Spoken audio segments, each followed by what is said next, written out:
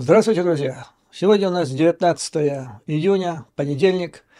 И сегодня я хотел бы с вами поговорить об очень важной теме, чрезвычайно важном вопросе, о своего рода дорожной карте для Украины. То есть определить, где мы находимся и что нас ждет в ближайшем будущем, и что мы можем сделать для того, чтобы это будущее было таким, каким нам хотелось. И начать я хочу с нескольких очень кратких высказываний президента США Байдена, которые он сделал буквально на днях, в конце прошлой недели, 17 июня. Когда его спросили, будет ли он облегчать или способствовать облегченному пути приятия Украины в НАТО. Нужно сказать, что администрация, Белый дом очень много думали по этому вопросу накануне. Это нашло отражение в соответствующих средствах массовой информации. Я о них рассказывал, то есть ситуация была такая, что с объективной точки зрения, с точки зрения геостратегии, глобальной политики, существуют реальные возможности и даже смысл принять Украину в НАТО уже сейчас. То есть не на следующий месяц имеется в виду, но не дожидаясь окончания войны. Для этого есть и теоретическая база, и в принципе это не противоречило бы хартии НАТО и вообще стратегии Североатлантического альянса. И были такие сигналы через те же американские СМИ, что Байден где-то в принципе склоняется к этому, чтобы сделать так, дабы на Вильнюсовском саммите, предстоящем НАТО, Украине, но если не совсем уже приняли полностью в НАТО, то дали совершенно четкий сигнал о том, когда это произойдет. Сделали ее, хотя бы так сказать, полуофициальным членом этой организации. Но вот, после зрелого размышления, Байден ответил отрицательно. Я вам напомню, как это произошло, потому что здесь слова очень важны. Ему задают вопрос: господин президент, собираетесь ли вы облегчить Украине вступление в НАТО? Ответ – нет. Репортеры начинают шуметь. Байден продолжает. Да, почему вопрос? Почему Байден? Потому что они должны соответствовать тем же стандартам, что и другие. И я не собираюсь облегчать этот вопрос. И теперь внимание, главное. Я думаю, что они сделали все, что касается демонстрации способности к военной координации. Но есть целый вопрос. Безопасна ли их система? Не коррумпирована ли она? Соответствует ли она всем стандартам, которые есть у всех остальных членов НАТО? И он ответил практически на этот вопрос теми же словами практически, которые мы с вами здесь использовали в течение месяцев, когда я вам здесь рассказывал о том, что если брать страну, ее народ, вооруженные силы Украины, то они бы, и вот если бы зависело только от них, то они бы уже вчера были в НАТО. Единственное, что стоит на пути между Украиной и НАТО, это второй фронт, это пятая колонна, у которой есть две проблемы. Это коррумпированность, коррупция, а второе – это засилие российской агентуры. И он так и говорит. Первый вопрос. То есть он расставил, Байден, акценты, так, как мы с вами их ставили. Первая проблема – безопасна ли их система? Что такое система? Система имеется в виду государственная система, влада. Но я упрощу здесь владу. Влада – это не так, не аморфно, влада. Влада в Украине сейчас это контора, которая находится под управлением одного единственного человека, и зовут его Ермак. Что это за влада, мы пойдем дальше. Исходя из того, что сказал Байден, в Америке, в Белом доме, ни для кого не является секретом, что эта влада небезопасна, причем небезопасна и для внутреннего потребления, и внутри страны, и внешне. То есть внешне это имеется в виду и для тех стран, которые вступают в контакты с этой владой, и то же самое НАТО. И на втором месте коррумпирована она.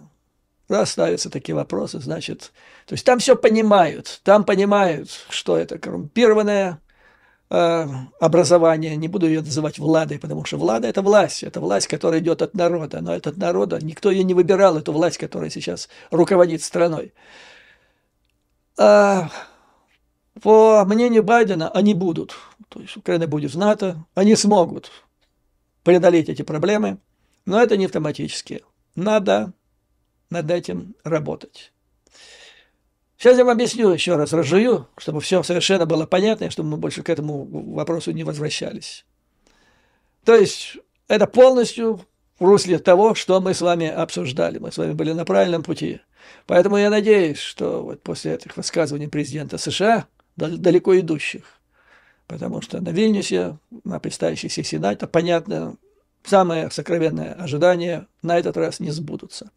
Так вот, система, значит, о которой он говорил, это государственное устройство, созданное Ермаком по типу мафиозного государства.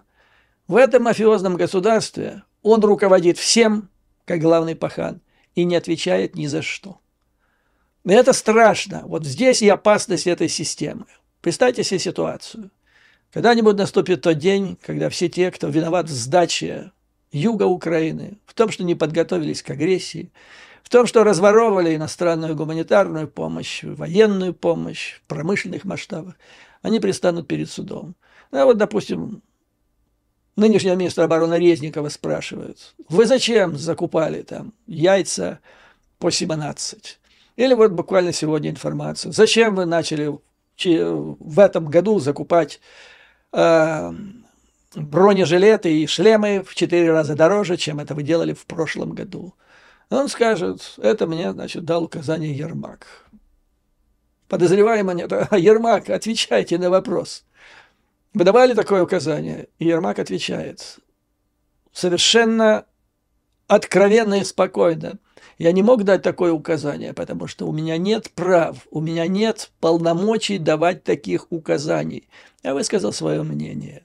Ну, у меня же может быть частное мнение, как у частного человека. Но я его просто высказал, потому что официально, по украинским законам, я завхоз. Или секретарша у президента. Но я не могу давать указания министру обороны. Он не может давать указания и начальнику ГУР, и начальнику СБУ и так далее. Он никому ничем не обязан, он ни за что никому не отвечает, но он управляет всем. И это вот и есть мафиозное государство, которое страшно для страны, особенно для воюющей страны. И она совершенно неприемлема для ее партнеров. Партнеров, ну, никак. Бывает ситуативное партнерство, когда деваться некуда. Есть страна, есть народ. Его же не бросишь так. И вот исходя из гуманитарных хотя бы и стратегических соображений, надо помогать так, как помогает сейчас Украине, по крайней мере, 50 стран. Но это не значит, то есть можно с девушкой встречаться, но не обязательно на ней жениться, вы понимаете? Для того, чтобы на ней жениться, надо верить в нее, доверять. А как можно доверять вот этому государственному устройству? Сложно с этим, сложно. Такое государство не может быть стабильным. Абсолютно не может быть стабильным, когда все держится на одном пахане, и это не основано ни на каком законе, это все может рухнуть. Даже при Януковиче система, по идее, была более стабильная, потому что там как-то все действовали институты, кто-то сидел, другой вопрос, а тут институты не действуют. Тут подменили полное государство, вообще всю государственную структуру вот такой мафиозной системой. Поэтому надеюсь, что вот после всех этих разъяснений, после высказывания президента Соединенных Штатов Америки, вот те, кто писал мне здесь, ну, если люди находятся, или тролли, или личинки, троллефермы Ермака находятся на службе и питаются вот теми 30 серебряниками со стола вот тех средств, которые украдены с гуманитарной помощью и так далее, то они будут продолжать это делать. Но вот тезис: не надо вбивать клин между владой и народом. Господа, это не влада. Это не влада. То есть владу узурпировала мафиозная группировка, которая фактически держится, вернее, возглавляется в Украине одним человеком. Это пятая колонна, это резидентура Москвы. Дальше, значит, после вот такого высказывания Байдена Пилюлю несколько подсластил Столтенберг, который сказал, что на предстоящей сессии в саммите в Вильнюсе будет вероятно, то есть он сказал, что Альянс НАТО близок к созданию Совета НАТО Украины, и, скорее всего, это состоится в Вильнюсе, а это значит, что это будет формула 31 плюс 1, 31 член НАТО, плюс Украина, они садятся за стол единый, и там они все, значит, равны, 31 союзник плюс Украина, обсуждают все вопросы, то есть это большой шаг в сторону политической реинтеграции Украины в НАТО. Что касается военной интеграции, то, как сказал Байден, она уже давно назрела и перезрела, и можно давно принимать страну, но нельзя принять вооруженные силы в НАТО, не приняв туда всю страну, то есть не совершив политическую интеграцию. То есть вот эта мафиозная группировка, которая, повторяю, опирается на одного человека, она стоит на пути интеграции Украины в НАТО, я им скажу, наверное, и в Евросоюз, так по большому счету.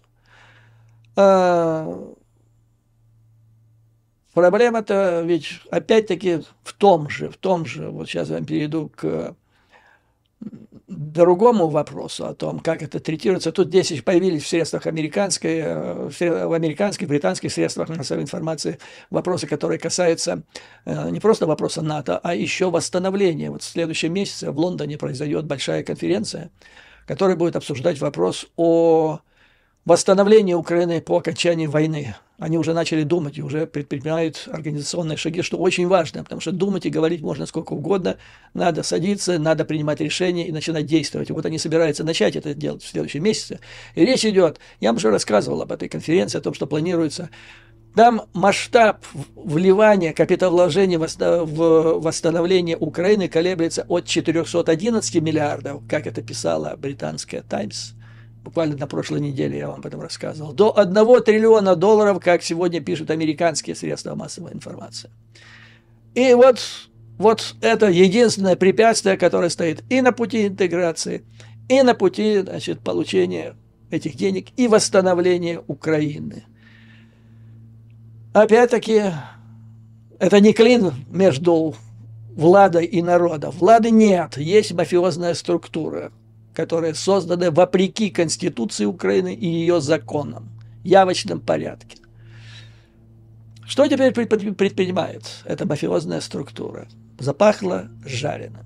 Значит, Ермак, повторяю еще раз, по закону, ничего нет, ни за что не отвечает, но лезет во все дыры. Затычка в каждой бочке. Все, что он брался до сих пор, он все провалил, причем провалил с особым садизмом, я бы сказал. Он взялся за внешнюю политику после поездки в Оман. Дали ему эти полномочия. Он их провалил, это закончилось сдачей, разминированием, выводом войск из Украины, из юга Украины накануне агрессии, то есть фактически сдачи юга вылилось в том, что промышленной стране, ее военно-промышленный комплекс никак не готовился к этой агрессии, хотя американцы предупреждали, мы говорили об этом неоднократно.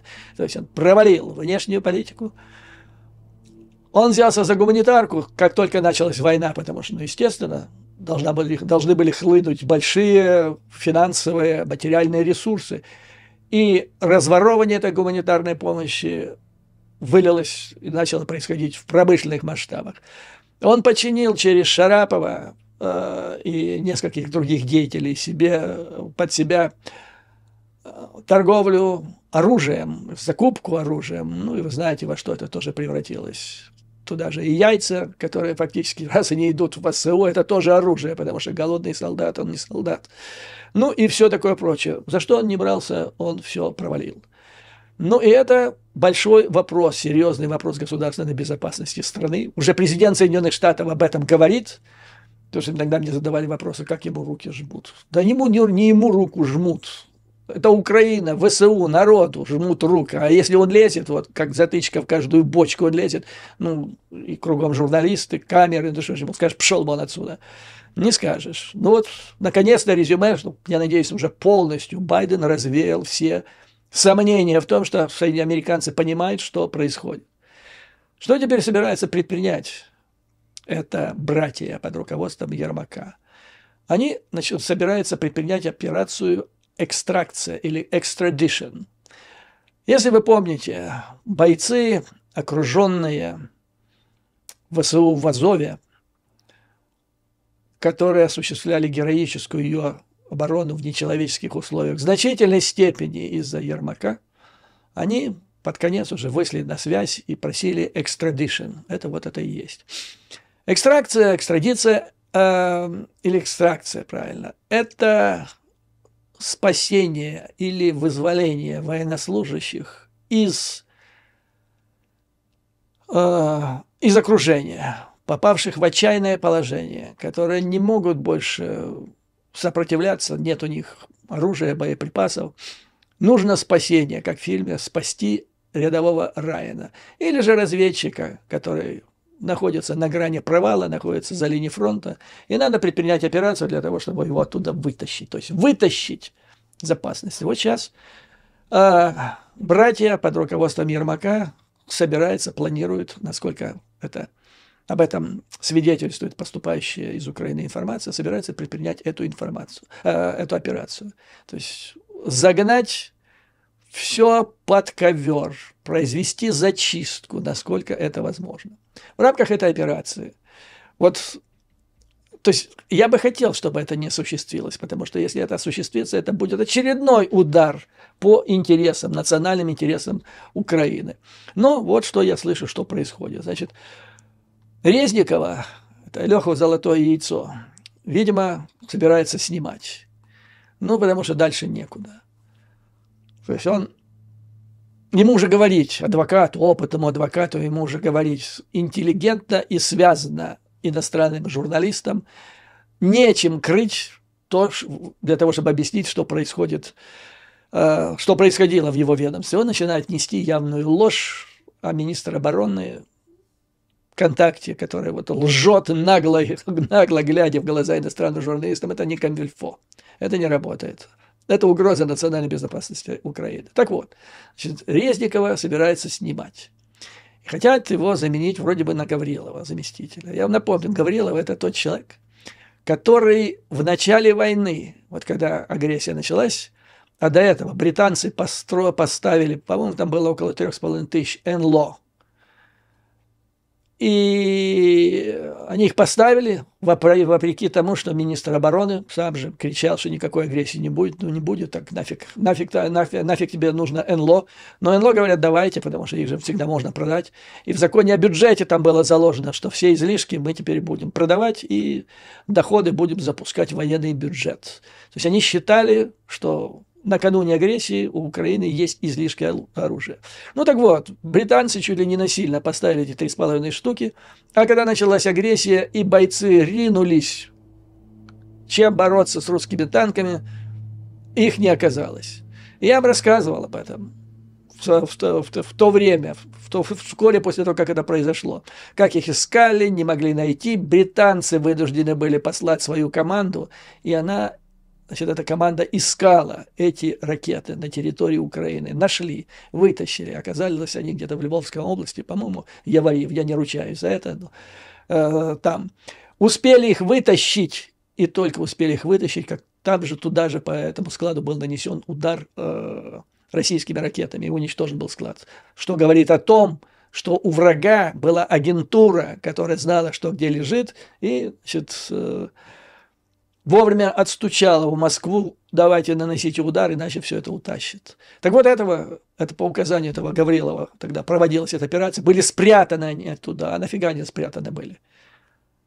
Ну, для того, чтобы, я так думаю, продать или как-то еще раз использовать. Но я не вижу благородной цели, рациональной, почему на твою страну прут колонны российских танков, а у тебя есть чем стрелять, ты знаешь, где ты их спрятал, но ты почему-то их там скрываешь. Вот теперь этого человека собираются посадить Резниковой. То есть не думаю, что это будет очень хорошая замена. Резникова вроде бы собирается посадить послом, и не куда-нибудь, а в Соединенные Штаты.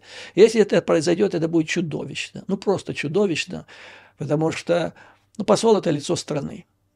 Я вам рассказывал. Значит, кроме того, очень важно, посольство – это источник объективной информации, которая идет из-за рубежа руководству страны для принятия решений. И вот тогда, когда ты хочешь манипулировать этим решением и предпринимать его в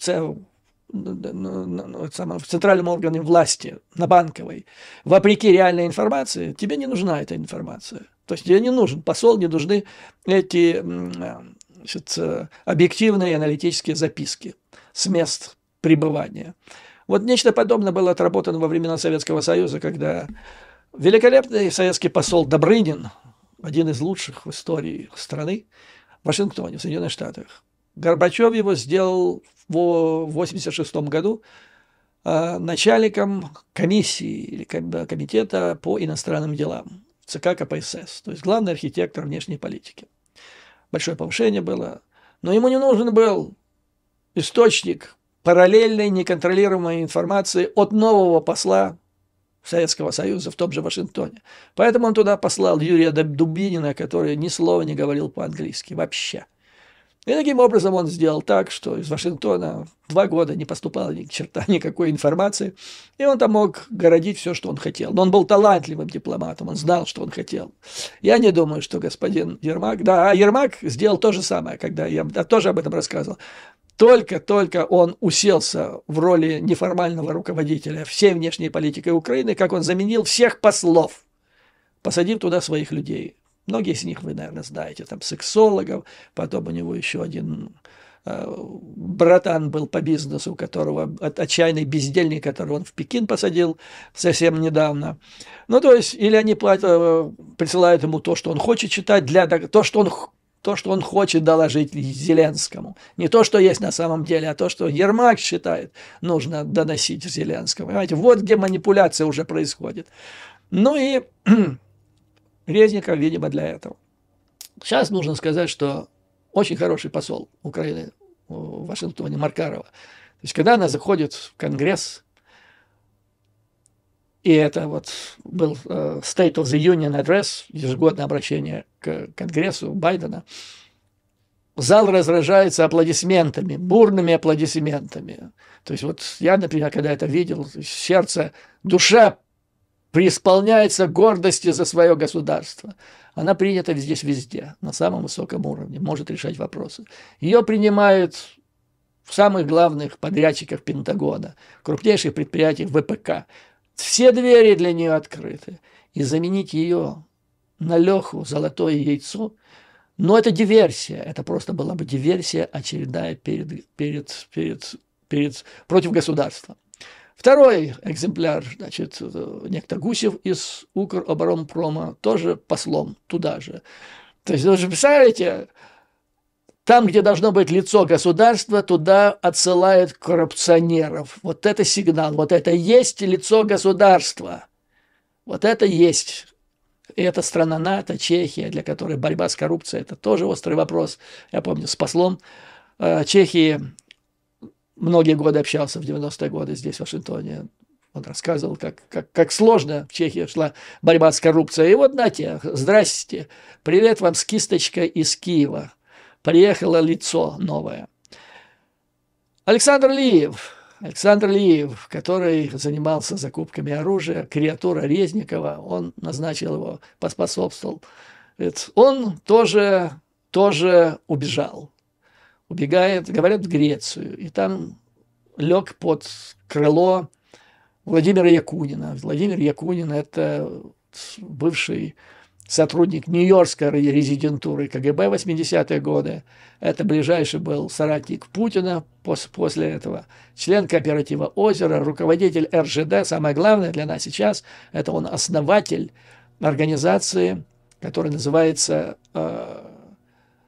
«Диалог цивилизации». То есть это чисто разведывательная организация, которая по всему миру занимается вербовкой политических деятелей на самом высоком уровне, бизнесменов и так далее. Это спрут. И вот там у него находится, у этого самого Якунина в Греции находится база.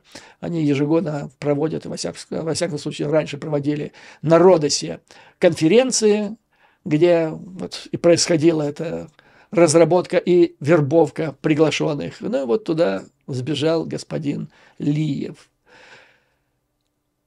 А еще интересный ход конем готовится. То есть эта операция фактически, я бы назвал ее экстракция и зачистка. Зачистка места преступления. Всем же им еще дают дипломатические, ну, кроме Лиева, разумеется, те, кого отплавят послами, они получат дипломатический иммунитет, чтобы нельзя было им, значит, предъявить обвинения, или задержать их, арестовать и так далее. Это в том случае, если местные власти, если американцы, ФБР, допустим, раскопают, расследуют очередное дело Резникова, решать его арестовать, вот окажется, что они не смогут этого сделать, потому что государство его снабдило такой вот защитой. Второе, значит, ну, везде в последнее время как-то так облом происходит. Там утечка информации по поводу злоупотребления с гуманитарной помощью. Здесь скандалы с яйцами, с кевларовыми шлемами, с бронежилетами.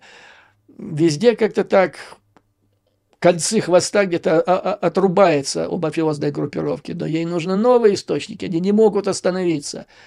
Потому что то, что болезнь, которой они страдают, а это, я бы сказал, я бы назвал бы это клептозависимость. Это то же, что и наркозависимость. Им нужно, это их оксид, воздух. Им нужны новые источники дохода. И вот придумано новый источник, вариант по поступающим с Киева сведениям. Замыслена следующая операция. Значит, вы знаете, что Кличко, он как бы объединяет две должности. С одной стороны, это мэр, избираемый народом, киевлянами. Ну и согласно законам о столице, если его избрали мэром, то автоматически президент его назначает в соответствии с волеизъявлением киевлян, он назначает его и главой государственной, городской администрации. Киевской государственной и городской администрации. А эта администрация, она располагает бюджетом. И вот мне говорили, я точно не считал на счетах, но говорят, что киевский бюджет города Киева, он где-то так приближается чуть ли не к 10% бюджету страны. То есть это очень большие деньги. Ну и плюс еще, понимаете, мэр, он, поскольку он избирается отдельно от других государственных служащих, он избранник избирается напрямую народом. Они имеют какую-то определенную автономию от центральной власти. И вот для того, чтобы задавить эту автономию и наложить свою лапу на вот этот городской бюджет, возникла, вернее, идея разделить эти должности. Мэр – это одно, это всенародное это волеизъявление киевлян, но без денег, а второе – это шеф администрации, он назначаем президентом, но с бюджетом. Это незаконно, это не антиконституционно, и поэтому ход задуман хитрый, следующий. То есть это должна быть инициатива РНБО, служба, это самый совет по безопасности и обороны. Он должен выйти с представлением на эту тему, сделать предложение, ну и Зеленский уж ничего не будет, ничего не останется ему делать, как просто подмакнуть это вот таким образом. Так что, господа киевляне, я думаю, что если вот произойдет такое поползновение, вы должны сказать свое самое весомое слово, потому что, ну, это, с одной стороны, это закабаление, это лишение ваших конституционных прав, и ваш бюджет, то есть народ доверил, голосовал за Кличко, как за любого другого мэра, который еще остался одновременно и шефом госадминистрации в своем городе или области. То есть народ избирал его и доверял ему те деньги, которые он будет тратить на их благо. Но готовы ли киевляне теперь поставить этот свой бюджет под контроль мафиозной группировки небольшой, надо сказать, просто чудо, как она еще держится. Она же висит в воздухе, она не основана ни на каком законе, по большому счету. Так вот, согласятся ли киевляне с таким развитием событий? Ну и, наконец, Залужный. Вы понимаете, я только что вам сказал, что перечислил, что все, за что брался Ермак до сих пор, он все это с треском проваливал, причем в ущерб колоссальной стране, государству. Ну и теперь, видимо, он решил сделать последний решительный ход. Он лезет еще в одну дыру. Он лезет в дела ВСУ. И это будет катастрофа, если ему удастся это сделать. Потому что, ну, мы знаем, там истории масса. Возьмем Вторую мировую войну, когда один известный, печально известный ефрейтор затеял Вторую мировую войну. Мы знаем, чем это закончилось и как он управлял государством.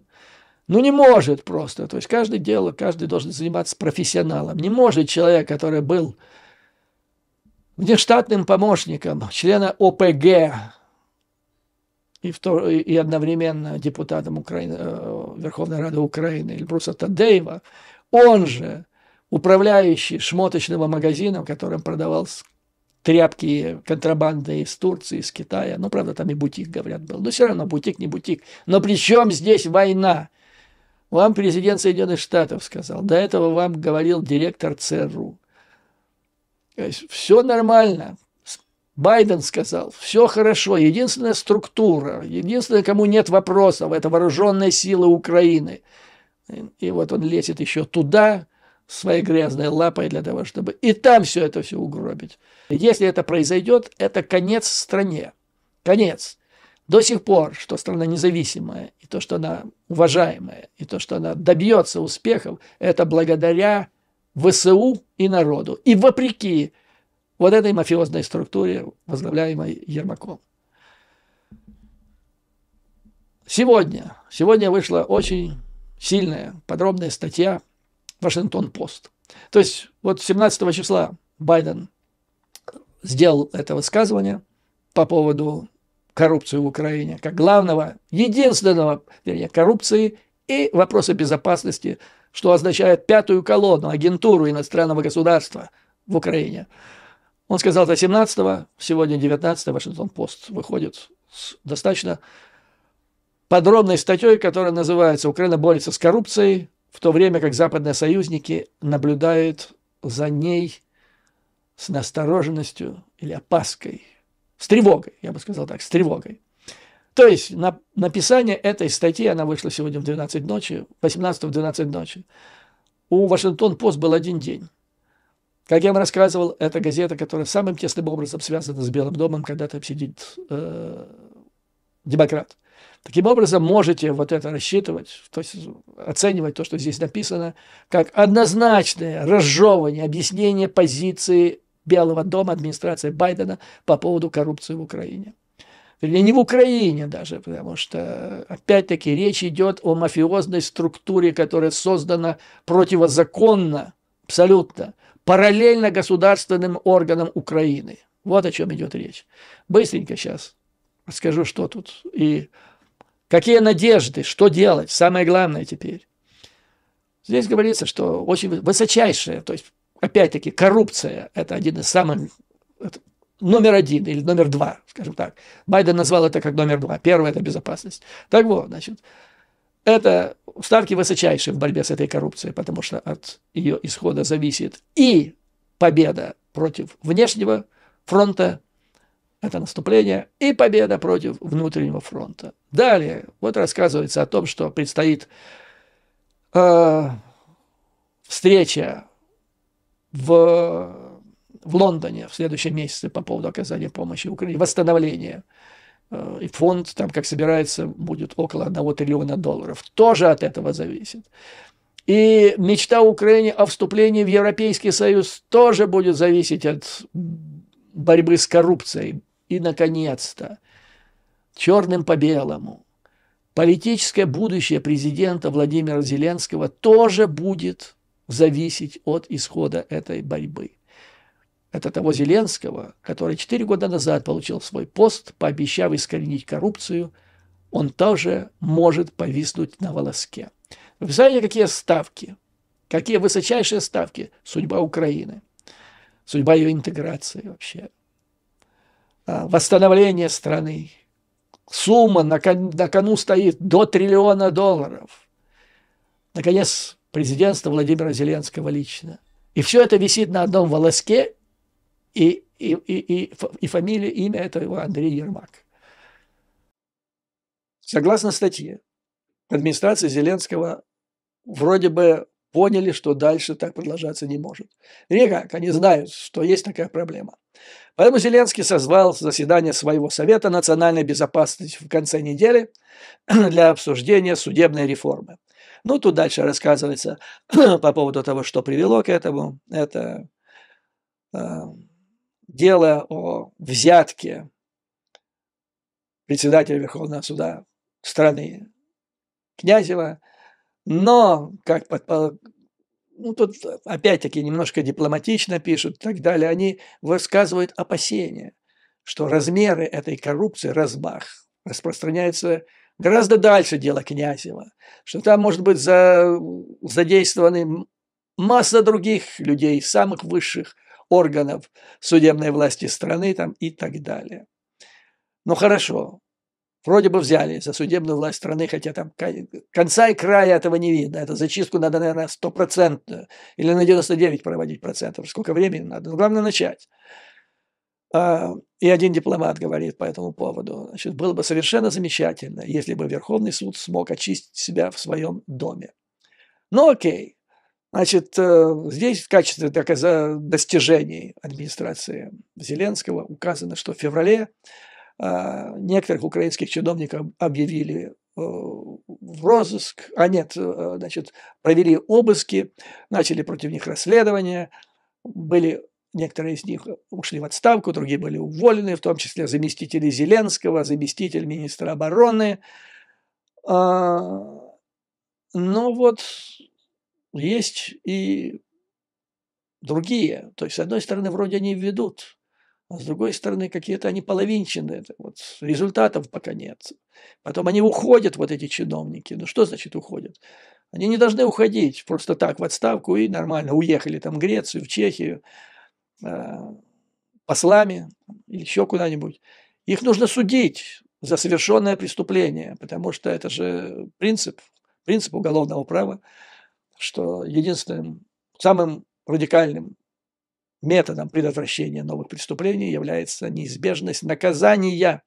А вот в этом, как пишет Вашингтон-Пост, дело очень плохо.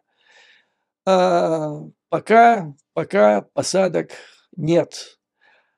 А почему нет?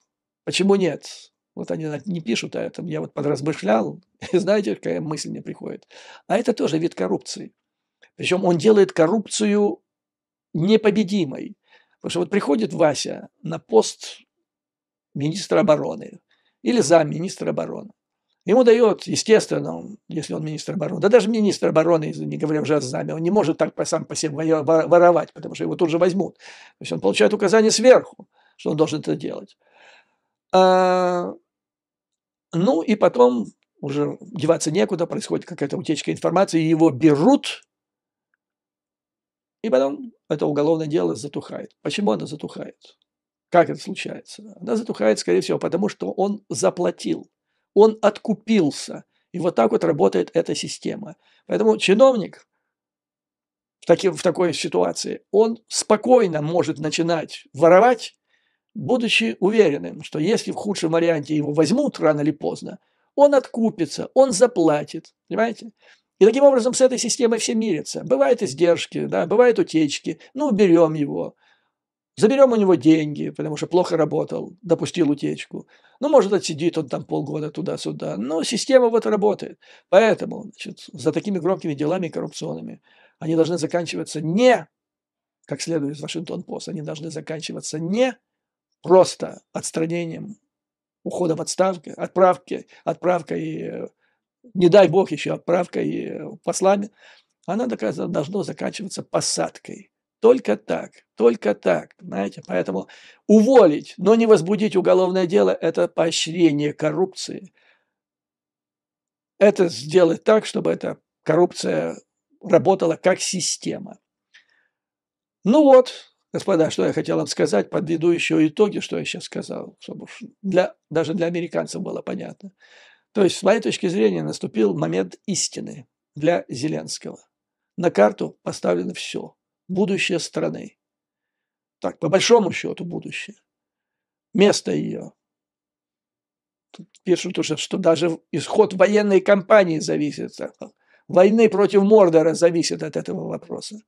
То есть все поставлено. И его собственное будущее поставлено. Ермак. Ермак медленно замедленного действия.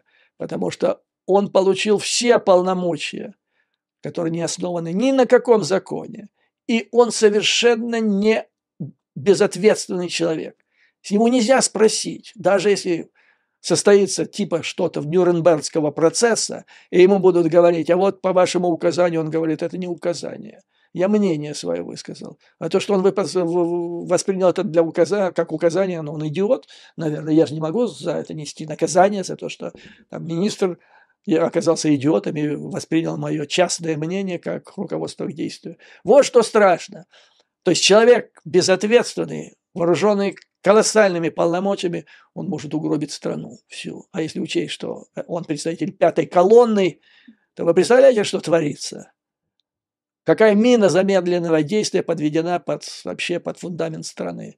И эта мина замедленного действия – это Ермак. Таким образом, вот момент истины состоит в том для Зеленского, что сейчас настал момент выбирать между любым другом Ермаком и государством, страной, которая проголосовала, выдвинула его, избрала на пост руководителя государства. Или дружбан, или вся страна. Вот Ли Куан Ю в свое время, вы, наверное, все уже знаете в Украине это имя, в своих мемуарах писал, как он решил этот вопрос. Он посадил, говорит, надо посадить парочку своих друзей. И тогда все будет хорошо. Так начнется борьба с коррупцией. Немного. То есть не надо революции, не надо Майданов. Нужно просто уволить для начала Ермака. Это программа минимум. А программа максимум, так по большому счету, нужно уволить Ермака со всей его братьей. Нужно в офис президента посадить профессионалов, которые бы не захватывали те полномочия, которые им по закону не принадлежат, а просто выполняли профессионально свои полномочия в рамках определенных законов.